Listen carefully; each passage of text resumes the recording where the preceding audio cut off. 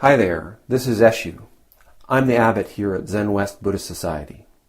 This Living Zen-podcast is just one of the many resources we've created at Zenwest to make Zen practice and training more available and accessible to people all over the world. Instructional videos, printable resources, and much, much more are also available on our website at www.zenwest.ca. If you're a regular listener, I'd love to hear from you. So please drop me an email at office@zenwest.ca and let me know who you are, how you got started, and what brought you to Zen.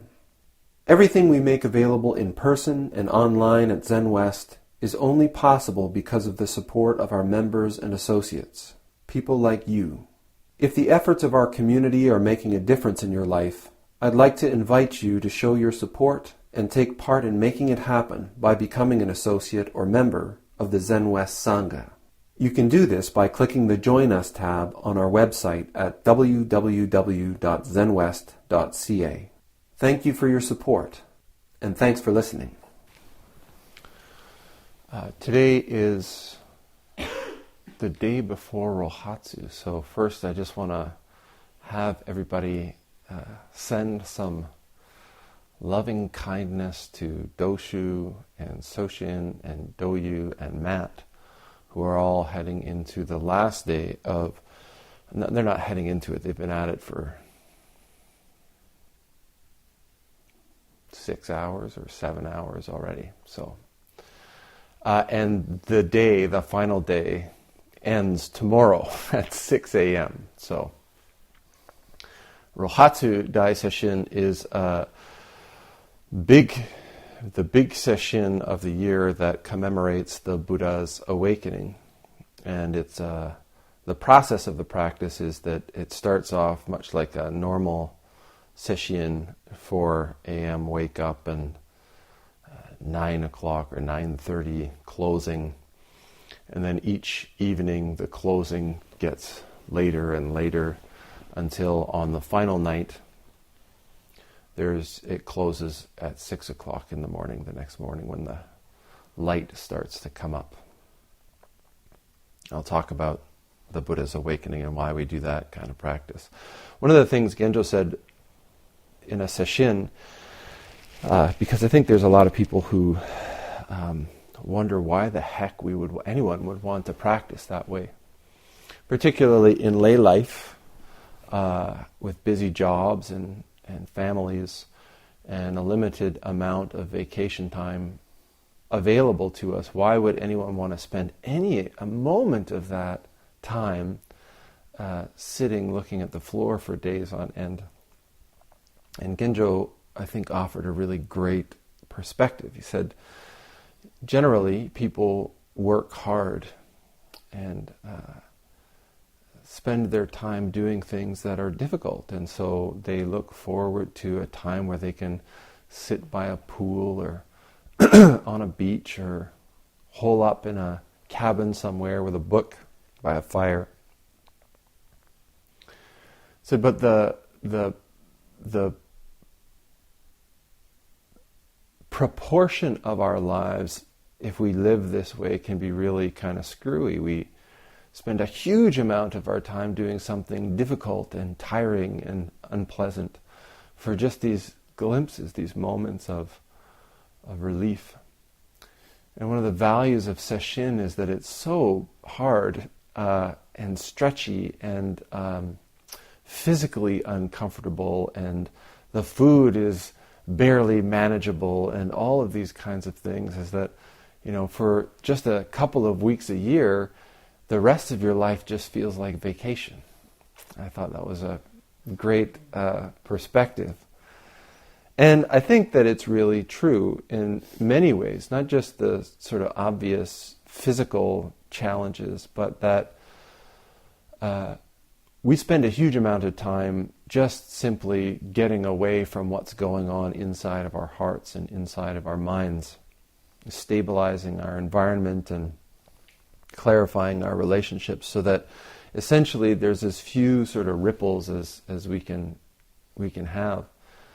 And then when we go to Sesshin, there's just there's nothing to distract us. We really make an effort to create an environment and a space so that the mind can, from all of these innumerable directions, can come together and unify. It sounds so wonderful. But also, as I've spoken about many times, when we unify the mind and begin to pay attention to what's going on inside of us, all of those difficult and unpleasant and awkward, embarrassing things, painful memories, they're there in that quiet space.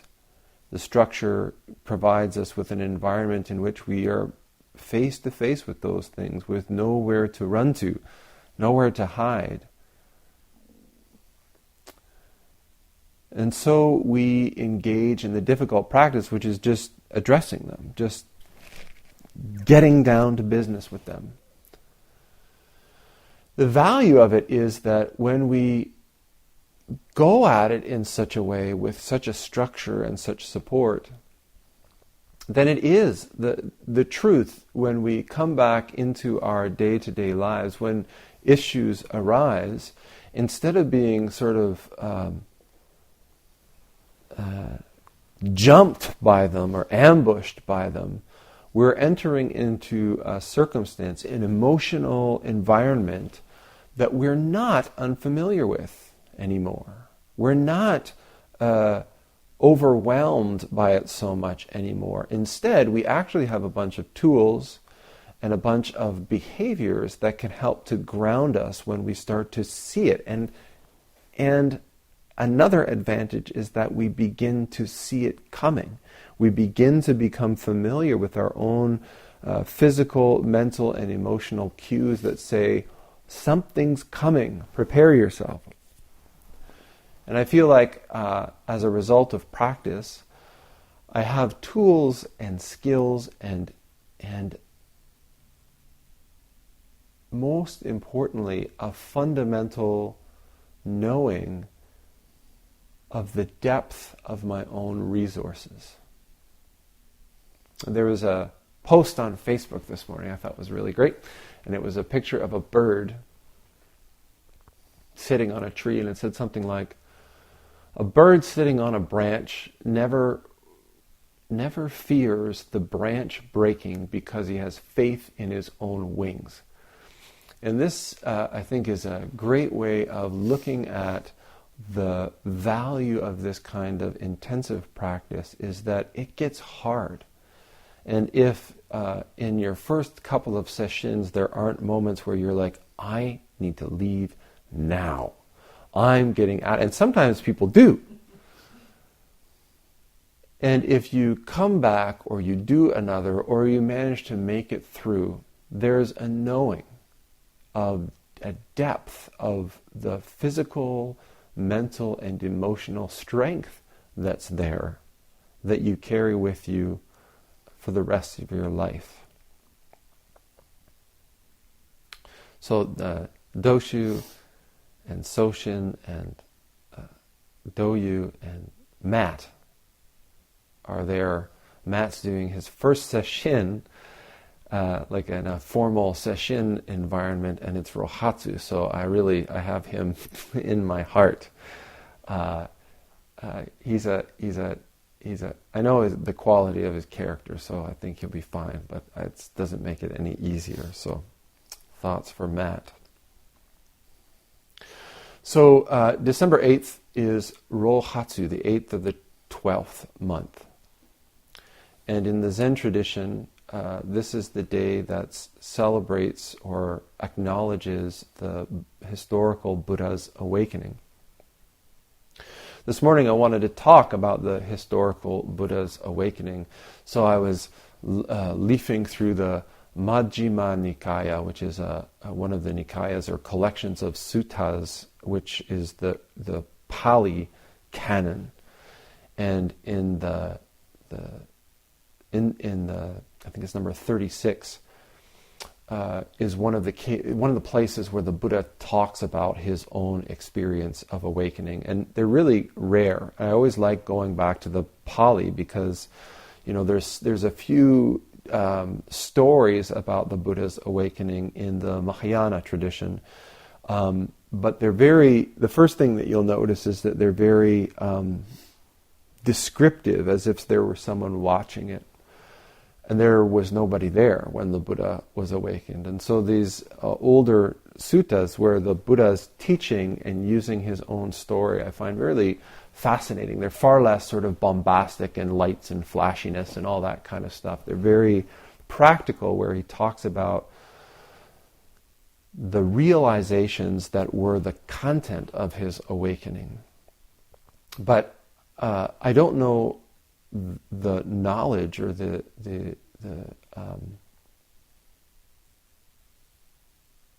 how much people know about the Buddha's story at all, even in the Zendo. So I wanted to talk a little bit about it. And I'm going to skip his birth, because I talk about that during birthday. And I'm going to skip sort of like, well, maybe I'll talk a little bit about his leaving home. And in particular, I was reminded of it last night and this morning when I was reading. Yesterday, I received a call asking me to go and participate in a celebration of life for a 25-year-old young man who took his own life, an artist locally. And I went to the Odd Fellows Hall downtown, that was fun, because I've been here for 20 years and I always see that building, and I was thinking, what the heck is an Odd Fellow? I think I belong there or something. So I went up into the hall, and there was a lot of people there, a lot of young people, and particularly on the eve of my own birthday, young people. I was like, wow, these are all kids. And I didn't know this person at all. So I went into the back room, and there was a slideshow.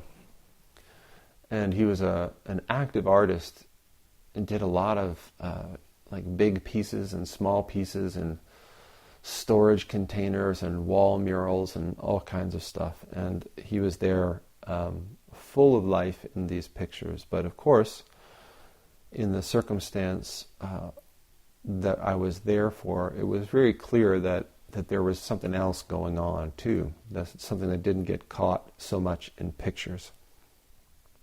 And I spoke to his mother, and she talked about him having some real depression, bouts of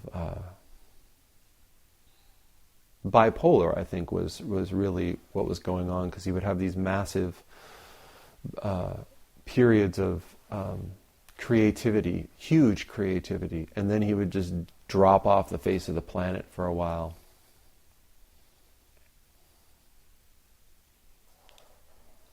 So when I was reading one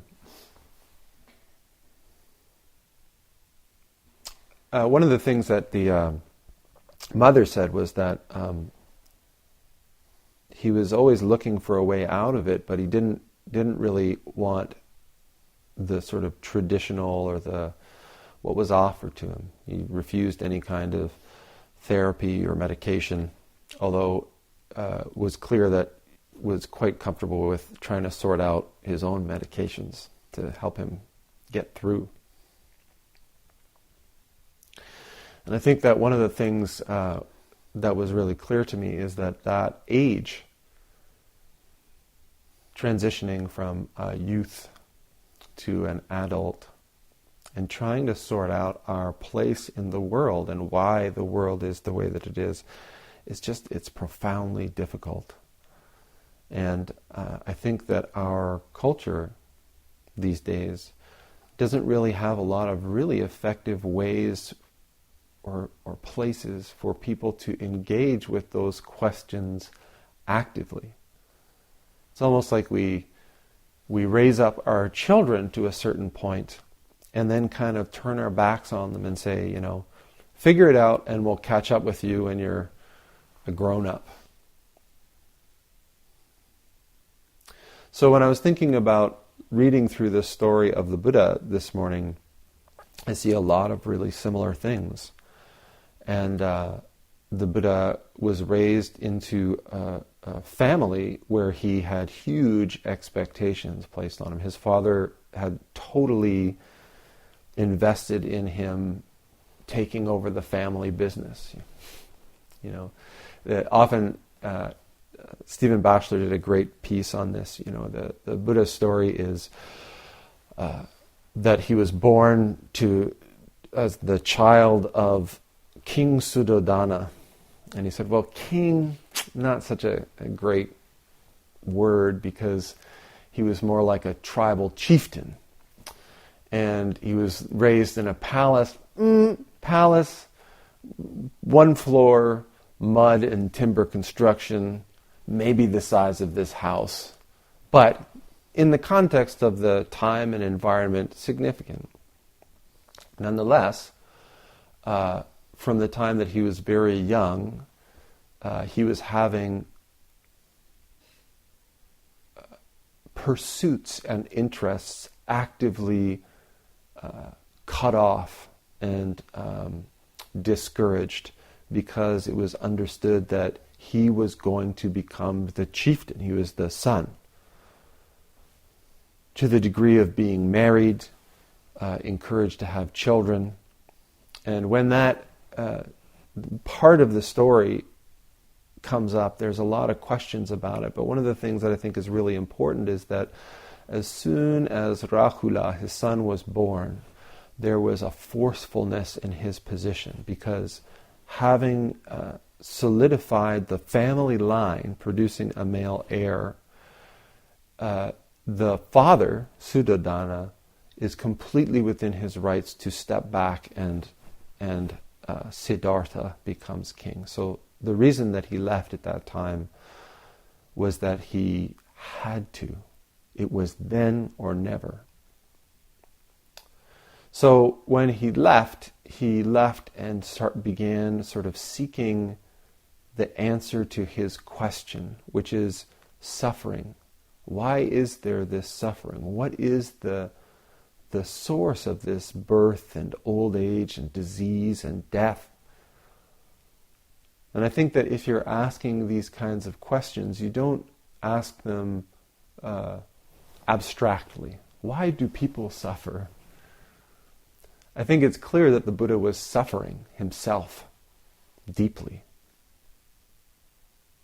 Even though he was raised, and I think this is part of the problem, even though he was raised in a privileged environment, he had all of the food and a great career waiting for him, and everybody adored him, and he was good looking and all of those kinds of things, and yet he was miserable. It was all just ashes in his mouth. So he went off to pursue the answer to this problem. And I think that this is something that I hope all of us really find a way to do, is get in contact with this deep questioning and don't let it go. So the Buddha went off and he practiced with different teachers. And they allowed him, they gave him practices and community and support, and allowed him to meditate into these fantastic mental states, dissolution, self and no self, neither self nor no self, all these kinds of different realms and all of this kind of stuff. And what the Buddha, Siddhartha, kept coming back to was that this is amazing, these experiences are amazing, but the bottom line is that the buzz wears off.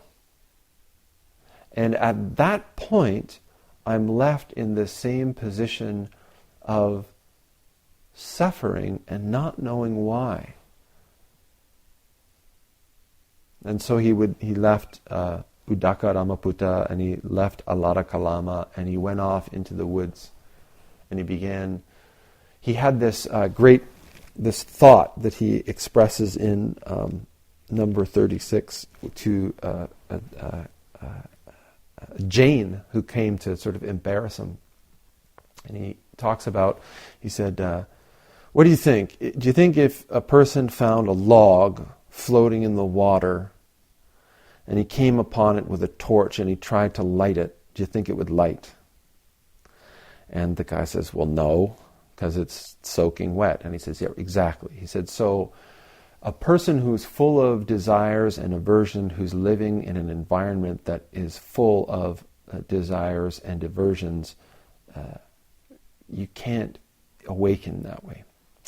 So he said, what do you think? Do you think if you found a sopping wet log on a sandy beach and someone came up to it with a torch and tried to light it, do you think you'd get fire? And he says, well, no, of course not, because regardless of the fact that it's a dry, sandy beach, the log's still soaked, so it's not going to happen. So he said, exactly. He said, just like a person who goes forth into the homeless life, or a person who goes to a monastery, or a person who tries to escape, as long as those sort of desires, those aversions and fixations are present, then the environment doesn't even matter so much, because you still can't awaken that way.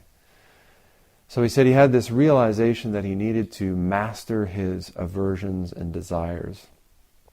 So he started doing ascetic practices. And the first one he describes is like in phases of essentially holding his breath was the first one.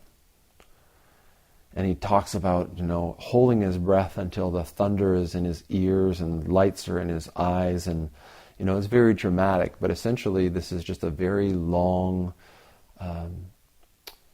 breath holding, finding a stable state of meditation and then bringing the breath to cessation. And he reached the point where he realized that he could will himself to die. That he had mastered the pain and the fear and the physical sensations associated with this practice of holding his breath, and that he was just this close. And if he continued to deepen it, he would just die, because the body would just give up. And he said, but I hadn't solved the problem.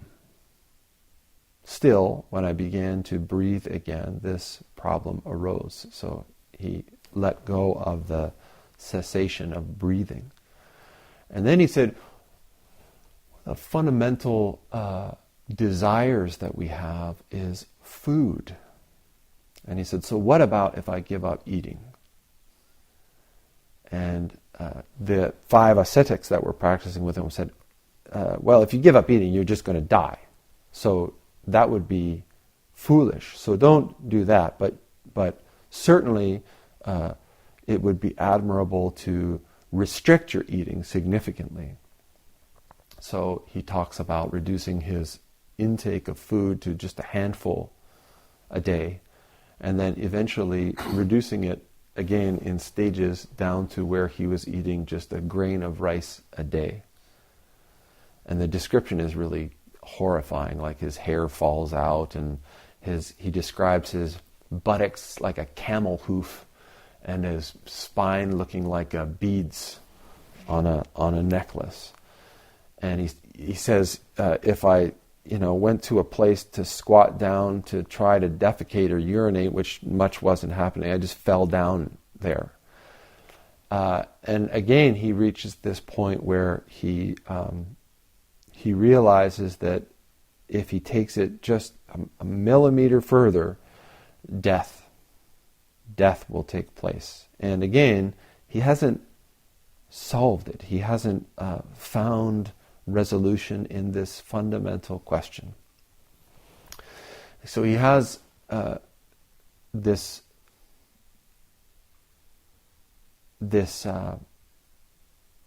memory of when he was a child, maybe I say 9 years old, where there was a plowing festival in the village, and he was left under the shade of a rose apple tree. And he remembers the state of his mind sitting peacefully under this rose apple tree as being entirely pleasurable, but that he wasn't grasping it. He wasn't trying to hold on to it, and he wasn't trying to avoid anything unpleasant, But nonetheless, in that moment under the rose apple tree, he was at peace, without suffering, without trying to avoid anything, without trying to grasp anything.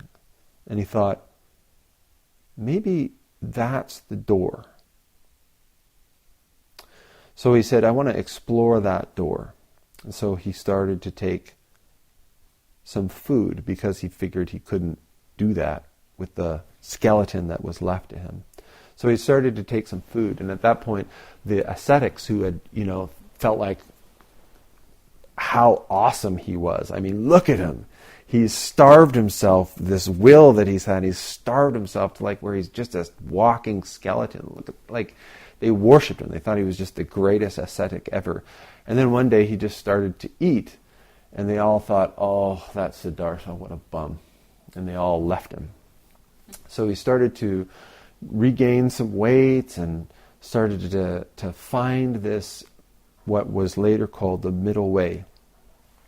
So he went and sat under the Bodhi tree, and he began to practice this simple middle way. And he talks about sitting for, and in our Zen tradition, we say that this time period is for 7 days. And he says, I'm going to do this practice, this middle way practice, until I find the solution, until I have this realization.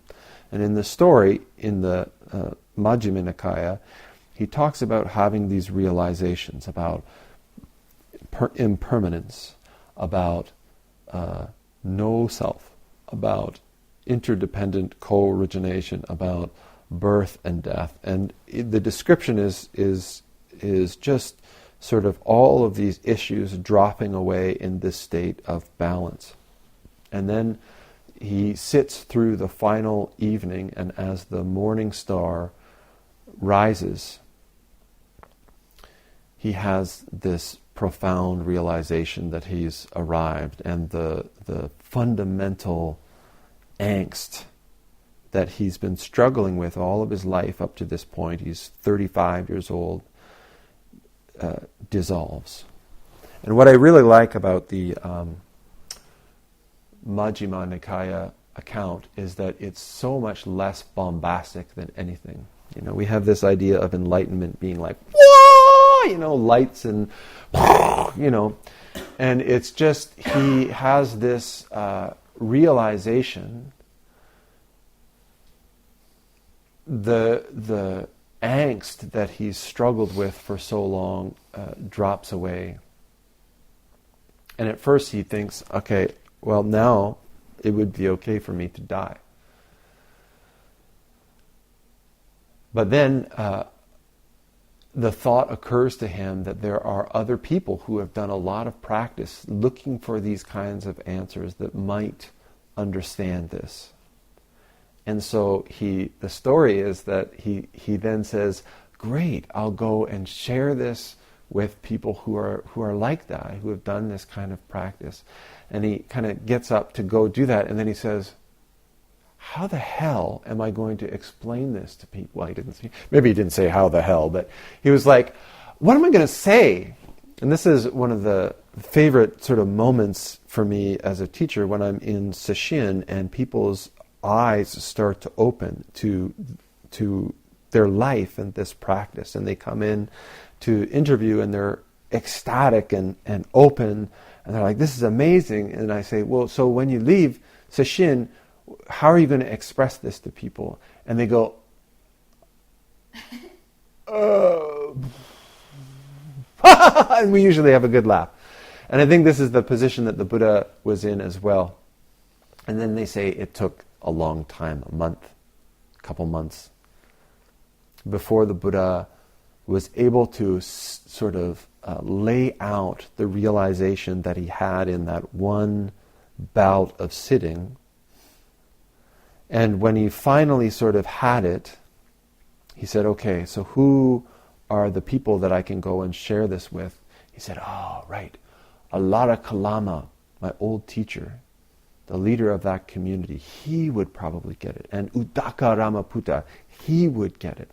So he stands up to go, and he goes out onto the path. And one of my favorite moments in all of the suttas happens. He goes out onto the path, and this young monk is walking down the street. This is the Buddha, fresh minted from the Bodhi tree. And he walks out on the path, and he says, hello,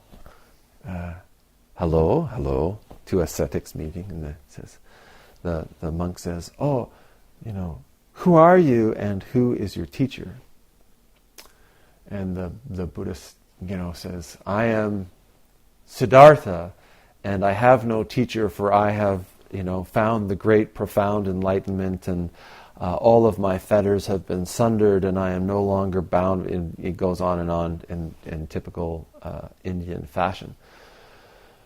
And the monk says, well, good luck with that. So the idea that sort of your awakening is something that's going to be sort of like a halo behind you that everyone will go, oh, enlightened guy. It was not so for Shakyamuni, so it will not be so for anybody else. So anyway, he says to this guy, he says, and I want to go share it with Alara Kalama. And he says, I just came from Kalama's community. He's passed away. And, he says, well, maybe I can go and see Udaka Ramaputta. And the monk says, actually, about 3 months ago, Udaka Ramaputta died as well. So he says, well, maybe I'll go and see those 5 monks. And so he goes and finds them at the deer park. And as he's coming, they all turn around and they see him and they say, it's Siddhartha. Nobody talked to him. And so they all sort of like, do what we all do in the mall at Christmas time and pretend they don't see him. But as he gets closer, they start to sort of look at him because somehow his bearing is different. And so they all sort of, as he gets closer, they find that they're all kind of standing in a circle quietly, and they sort of say, what's up? And again he says, well, let me tell you.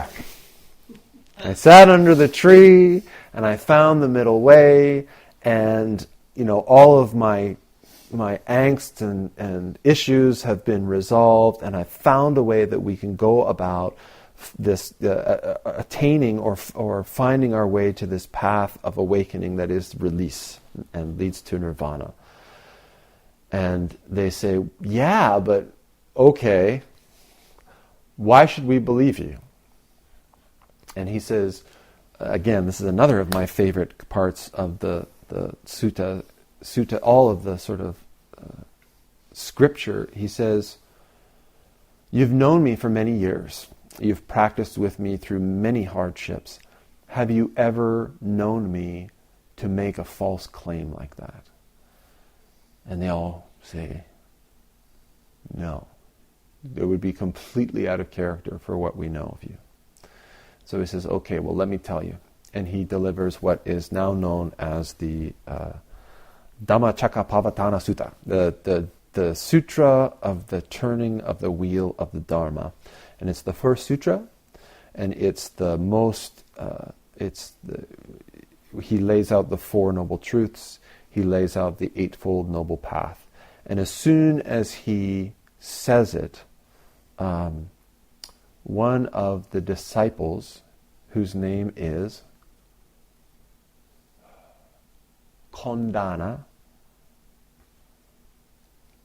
immediately perceives it and has this great realization and is awakened just from that one sutta. And of course his entire lifetime of practice. So this event, in the context of Buddhism, the awakening is, in Zen, is a more significant event even than the Buddha's birth in a lot of ways, simply because it represents the activity of awakening, the reality of awakening, the potential and capacity for awakening that we all have. Because this is one of the foundation threads that the Buddha realized, is that this awakening is not something that's just for him. He's not a god or a demigod or a special deity or anything like this. He was a human being. And as our nature as human beings, not just as human beings, trees and stones and animals all have as our nature this fundamental capacity for awakening. Each of us has a body, and each of us has a life and an upbringing and an environment, and all of these play into our ability to manifest that awakening. But it's not something outside. It's not something that we have to catch or grasp. It's something that just through our practice of paying attention to things as they are, how things are manifesting as they are, we can come to this awakening for ourselves. So every year in the Zen tradition, there's this Sesshin held called Rohatsu. And I heard a great term this year, because not everyone can participate in Rohatsu Sesshin. This year there was a budget item for sponsorship, professional development for the abbot to go off and do Rohatsu Sesshin. But by September, our finances were in such a rut that the abbot had to also make financial cuts in order to get us to the end of the year. So, I cut a social thing, and I cut a ceremonial thing, and then, of course, to take my fair share of cutting, I cut the budget for the Rohatsu Sesshin. So today we'll have to do, and I heard a great term on Facebook again from another Zen practitioner called Rohatsu. So thank you all for coming to sit on our Rohatsu Sunday. I should also say that today is my birthday. Tomorrow, actual Rohatsu is Renee's birthday. One of my teachers asked me when my birthday was, and I said December 7th, and they said, oh, it's Awakening Day. And I said, oh, isn't Awakening Day the 8th? And he said, yeah, but December 8th in Japan is December 7th here. I thought, oh, that's lucky. So thank you for coming to sit with me on my birthday as well, because it is, I've sat many seshins on my birthday, and of all the parties and all the different ways that I've celebrated my birthday, it really is one of my favorites to just spend the day sitting. There isn't anything I'd rather be doing. There's no better thing for me to be doing than just engaging in this simple practice of awakening. So thank you all for joining me. Thanks for listening to the Living Zen podcast. If you follow Living Zen through iTunes, I would very much appreciate it if you would take a moment to let me know what you think about it by rating or reviewing the podcast, so that new listeners can also hear what you have to say. Thank you for your time and for your support.